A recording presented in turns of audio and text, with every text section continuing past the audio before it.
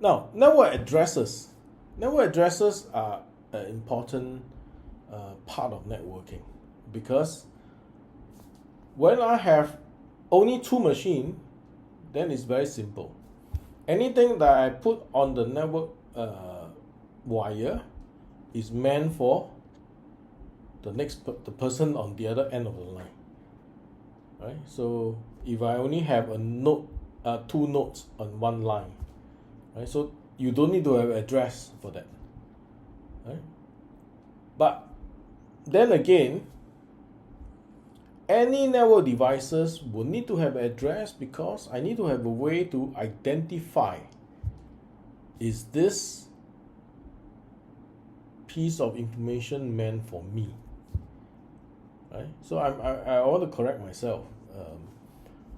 When I have only two machines connected by one wire, I will still need to have network addresses for these two machines. Why? Because my network card, when you see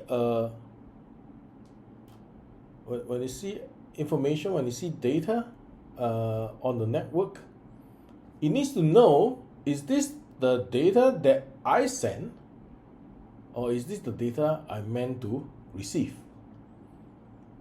Okay? So it's important that I know that this data is being sent by me just now, and I won't pick it up anymore. Right? If not, then I'll be perpetually be sending data to myself over and over again. Right? So once I put the data on it, then I pick it up, then I put it back again, pick it up, and put it back in again. So for sanity reason, we want to have a network addresses, so I know that the data that I put on the network wire is the one that I've sent just now, and it's meant for someone else. It's not meant for me. I shouldn't be picking it up. Right? So in the physical layer, there's actually no addresses per se, because I'm just sending signals and frequencies and voltages and so on. But at the data link layer, I will need to have a way to identify that connection, right? Remember, at the data link layer is where the network card resides. The network card is the interface between the machine and the wire, right? And in this, we're going to focus on something called the MAC addresses. MAC addresses is one way data link devices identify itself. It's not the only way, okay? It is just the most common way today, right? Because the Ethernet protocol has been dominating the network of the LAN environment, right? Since its start in 1980s, right? MAC addresses is addresses for the data link layer. Okay, the most common addresses for the data link layer, right? So this is one I want to qualify this. Now moving on top, each devices also need to have a layer 3 addresses, or we call it the IP addresses. The most common addresses at layer 3 is the IP address. Is where we specify an address that is international, right? MAC address is local to the data link, local to the LAN, right? You can actually have a duplicate MAC addresses as long as it's not in the same network segment, right? But if it's in the same network segment and you have duplicate MAC address, and then you will have problems, because both machines will think that that packet is meant for them, and then they will have a lot of errors, and chances are both machines will refuse to work, right? Or refuse to talk to the network. Okay. IP addresses, you couldn't have the same IP addresses over the internet. And when I want to communicate between my peers on the internet, my IP addresses should be different from them, right? Now there's a catch, which we will talk about later. We call it the network address translation, and that is meant to solve our IP address problem. Now, in the application layer, there is also addresses, because we also need to identify the correct application that I want to communicate, right? And this could be identified by host name. It could be identified by IMEI, the International Mobile Equipment Identity. This is a number associated with a mobile phone, and that's a number that we can uniquely identify a mobile phone throughout the world.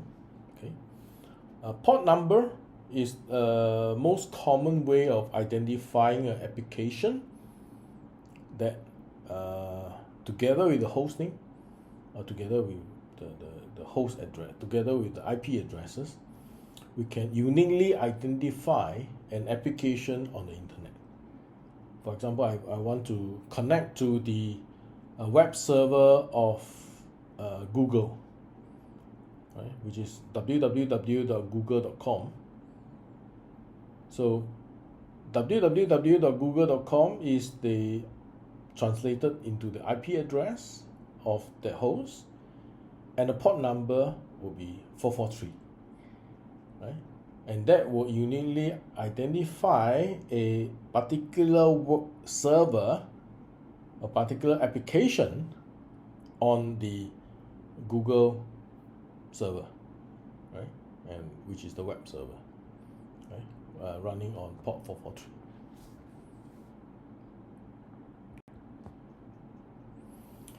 Now, MAC address. Let us talk a little bit more about MAC address. MAC address is a 48-bit unique identifier that is assigned to a network interface card, or NIC, network interface controller, to use as a network addresses in a network segment. Right?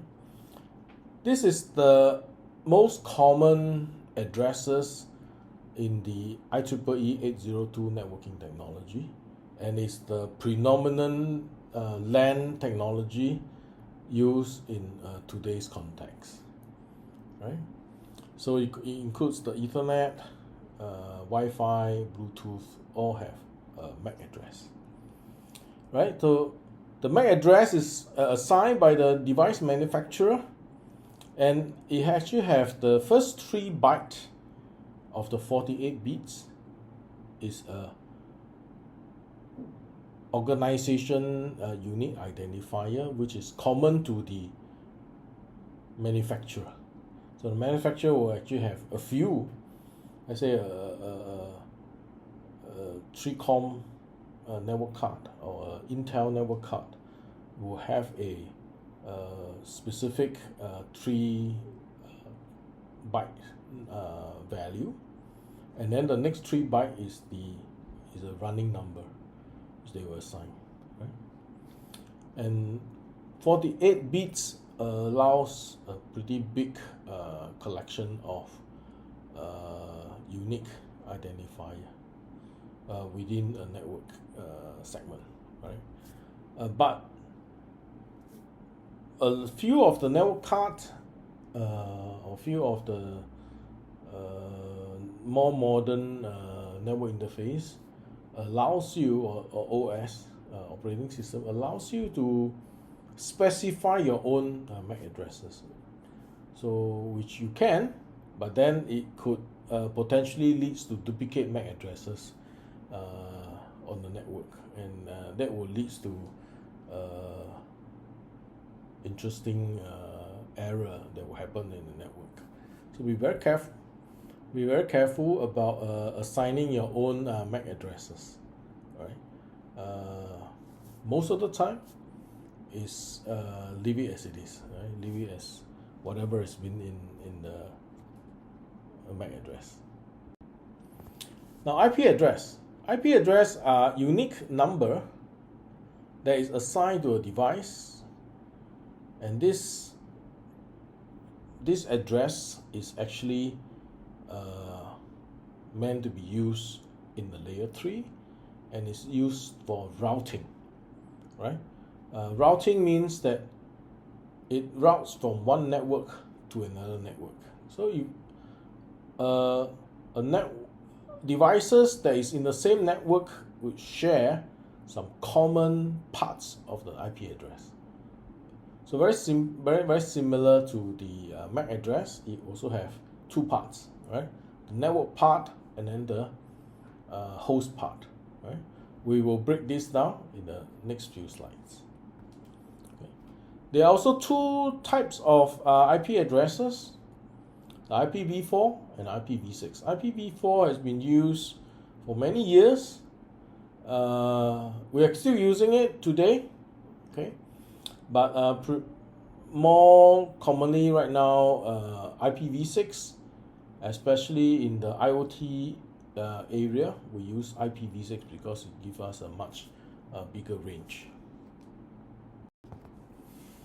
So IPv4 is somewhere in somewhere in the 1980s. Okay, it's the fourth version of the Internet Protocol and the most commonly used addresses. Okay, layer 3 addresses right now. Okay, it uses a 32-bit address space, which potentially can provide close to 4.3 billion unique addresses. It is rapidly being used up, and in 2023, about 15 billion devices are connected to the internet. Okay, and each of these 15 is actually sharing the 4.3 billion unique addresses. You can see how massive it is. So we need to have more addresses, and therefore we are transiting to IPv6 from IPv4 to IPv6. Now the most common notation, we call it the noted decimal. Okay, that means noted. There were four numbers. Okay, separated by a period, by a dot. Right. Okay, and this is actually a 32-bit value. So each of these numbers will range from 0 to 255. Okay, 0 to 255.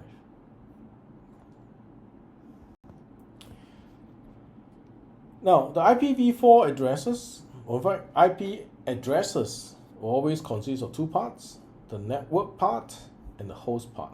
Okay, and we normally, when we specify a IP addresses, we must specify what we call a subnet mask or a CIDR number. A subnet mask is a set of a set of unique pattern that allow us to separate the IP addresses into the network part and the host part. Right.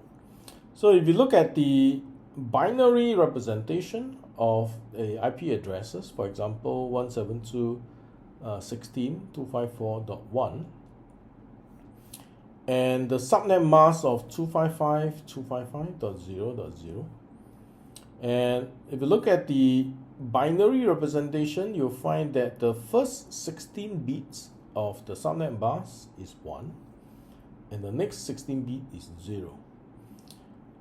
And if you AND it, if I AND my IP addresses and the subnet mask, you'll find that the network identifier is the part that is where the subnet mask is 1. Okay, so my network identifier is 172.16, and therefore the host identifier is the second portion. Okay, it's the portion where the subnet mask is 0. Okay, it's where the subnet mask is 0, and that is the 254.1. So 254.1 is the host, and 172.16 is the network, right? Now, subnet mask is a little bit more troublesome because you need to specify a 4-octet. So we will now have a much simpler form. We call this the CIDR form, or classless internet domain routing. So what we need to do is to specify the number of ones in the subnet mask. So if you refer to the previous example, okay, where the subnet mask is 255.255.0.0, the CIDR will be /16, because there's number of ones. So there's 16 ones, so it's /16. This allows us to have arbitrary splitting between the network and host part. Right? So we can actually have like /16, /17, /24, /25, /27, arbitrary numbers. Okay, and of course you can also still specify it with the old subnet mask, but the old subnet mask, when we go into the odd number of ones, it's a little bit harder to read, right? The experienced network engineers can rather the subnet mask off, but the more junior ones or not so experienced ones will have trouble. They will need to like convert it back into binaries, then count the number of ones and all this stuff. So CIDR is a much faster way to identify which part is network and which part is host, right? So there are some applications out on the internet that allows you to calculate the IP addresses. So I'm not going to go through the trouble of calculating for you. You can refer to the address over here. Let's take a look.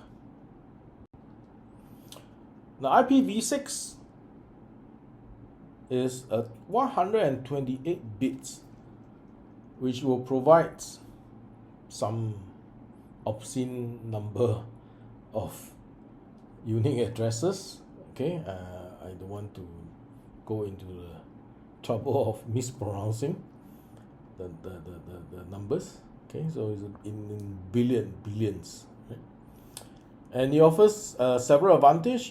Improved address space is one thing. Okay, and it simplifies the network configuration. You don't need to go through things like network address translation and all those other stuff. Okay, and it allows us to provide internet connectivities to more devices. Okay, simple devices that doesn't need to go through this translating of network, giving private addresses and all this stuff. Okay, and it's very useful in the what we call the Internet of Things era. Okay, IoT area. Okay, so similarly, okay, the IPv6 addresses are also separated in a different parts. Okay, the interface ID or the host ID is 64 bits, so you can have many hosts within the network. Then you have the subnet bits, which is 16 bits, and then you have the global unicast address, which is globally identified. So you can actually this 64 bits is actually the network, right? So you can have you will have 64 bits from the network, and then you have 64 bits for the host. Add together, you can have a lot of hosts, okay, that can be uniquely identified. Right? Now, just now we briefly talked about what is private IP. Okay, so I just want to reiterate. The There are three different classes of addresses. Private IPs are meant to be used in the organization, homes, and so on. It is not routable on the internet. Okay, so on the internet side of things, the moment they see IP addresses that is in the private range, they'll drop it, right? So it's not routable on the internet. It is routable within your own LAN, right? In a network that is owned by the organization, let's say your campus, your universities, and so on, or big companies, you have your own private IP that can be split into multiple subnet, and you have routers that will route between the departments, between the campus and all this stuff. It's fine, right? But the moment it hits the internet, all the private addresses will be dropped, right? So there are three classes of private addresses: the 10.x.x, the 172.16 to 172.31, and the 192.168 address. Okay, so the 10 addresses is called the Class A address, the 172 address is called the Class B address, and the 192.168 is the Class C address.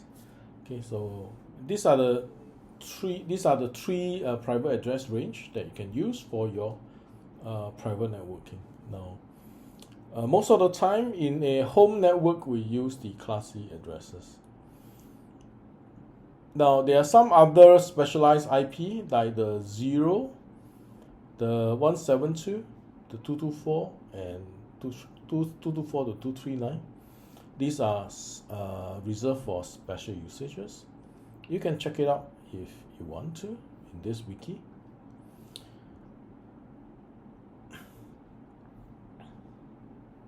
Now, the first host ID, where the bits are 0 of a block of network, is not used. Okay, this is simply the network ID itself.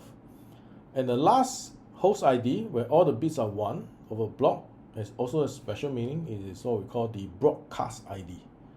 Right, so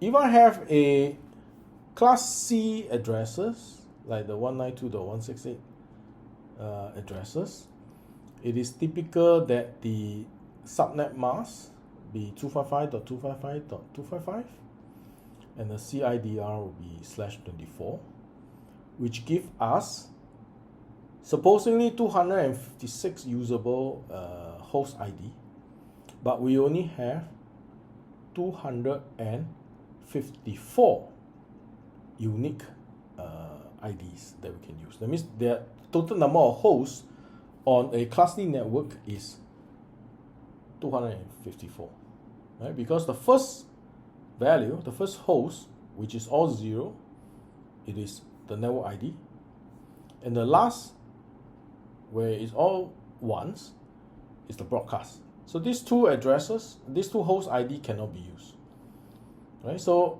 on every network, there are two host ID that cannot be used. Okay, so please remember, this two host ID is unique, okay, and it has special meaning. Okay.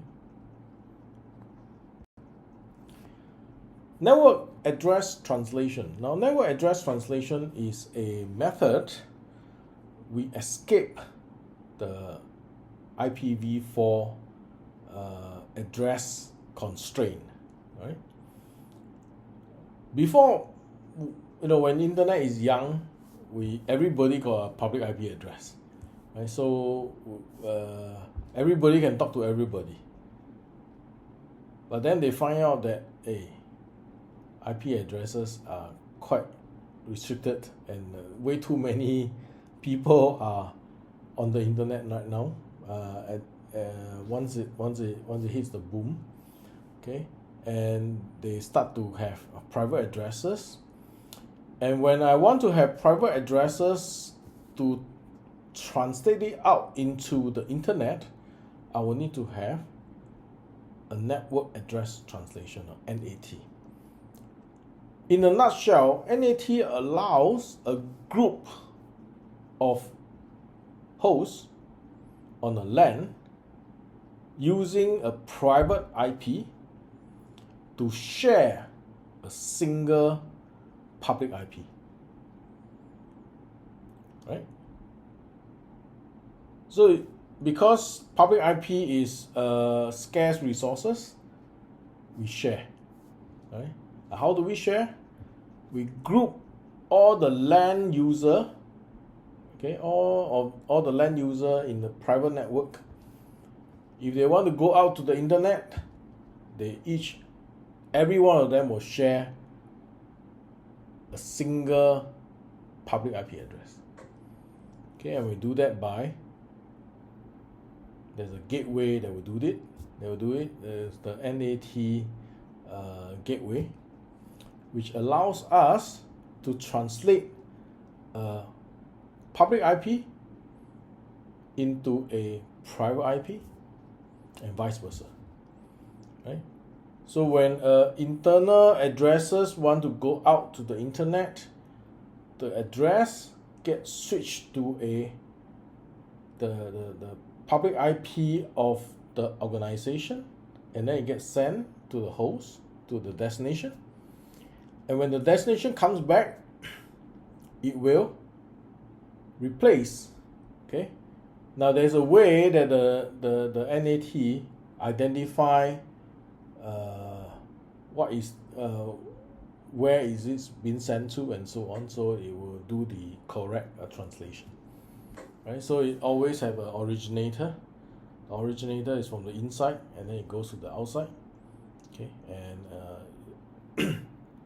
it will correctly match the reply back to the correct internal host. Right, so this is called network address translation. Now there are other protocol. I'll just briefly go through them. Okay, we can group the protocol in the layers as well, and we typically will refer to them as a layer X protocol or layer. So it's much easier for us to identify, okay, what is the usages of this protocol. So from the physical layer, we have typically we have the X.25, the 802.3, 802.11, the RS-232. These are all physical specification. Okay, it specify how the data is being represented on the wire itself, right? And then on the data link, we have some protocol. Okay, note that for example, the 802.3 has both a data link layer and a physical layer specification. Right? So the protocol is actually split into two parts, right?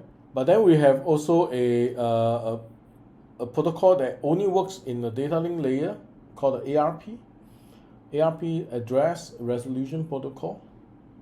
This is a protocol that allows us to translate IP addresses to MAC addresses.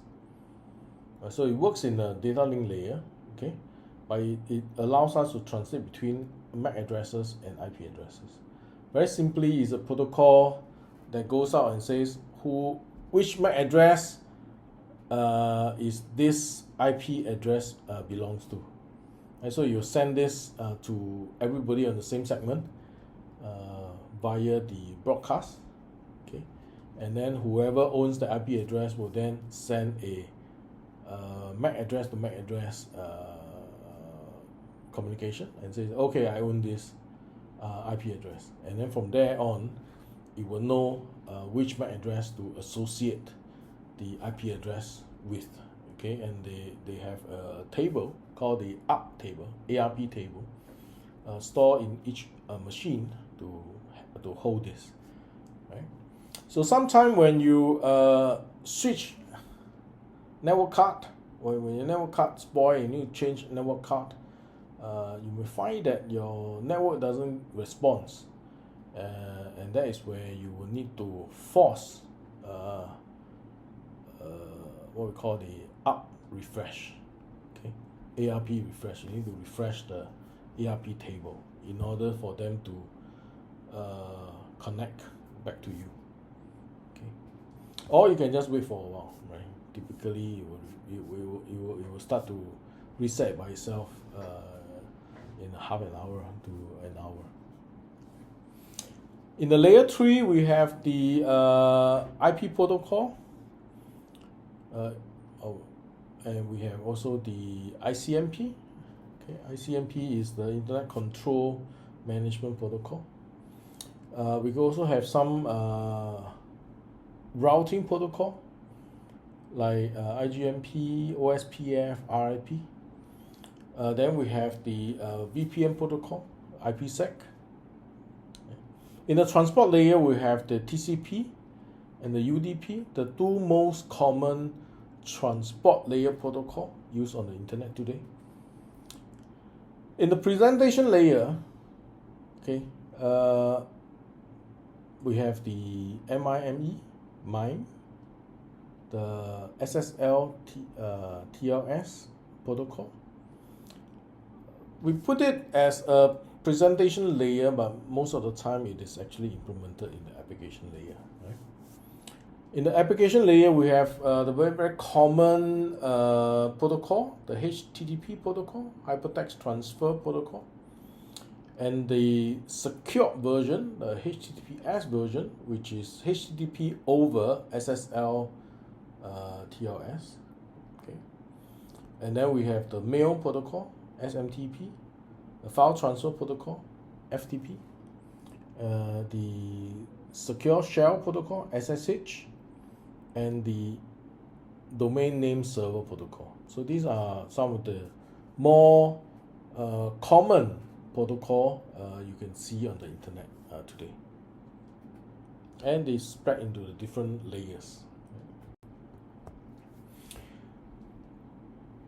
We talk about ports, and we say that ports are used to identify a application. Right? There are some well-known ports that starts from 0 to 1023, and these are reserved for services applications like HTTP, which is port 80, and HTTPS port 443, POP3, port 110, SMTP, port 25, right? So server applications will use this port so that the client can know which port they can talk to, right? So this is what we call the well-known port. It's very important that a specific application register the usage of well-known port, right? And then we have the register port and the dynamic port. Dynamic port is typically used from the client itself, right? We don't create servers in the dynamic range. You do create servers in the registered range, okay? But usually we skip the dynamic range or the private ports, okay, to use as a server.